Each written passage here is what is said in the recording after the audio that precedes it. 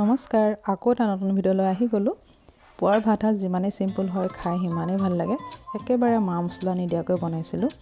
এয়া মাটিমাহৰ দাইল কচু আৰু অমিতাৰ সৈতে, আৰু এয়া ভোলৰ ভাজি আলুৰ সৈতে। তাৰপিছত এইফালে অকণমান কুন্দুলিও ভাজিছিলোঁ, আৰু এয়া সৰু লাই পুলি ভাপত সিজালোঁ, আৰু অকণমান এয়া মূলাৰ আচাৰ আৰু গৰৈ মাছ পুৰিছিলোঁ খৰিচাৰ সৈতে পিটিকা কৰিলোঁ। এইকণ যে খাবলৈ খুবেই টেষ্টি হৈছিল। আৰু এয়া কাজি নেমু কেঁচা জলকীয়া। আপোনালোকৰ যদি ভাল লাগিল লাইক এটা কৰি দিব আৰু চাই থাকিব মোৰ ভিডিঅ'সমূহ।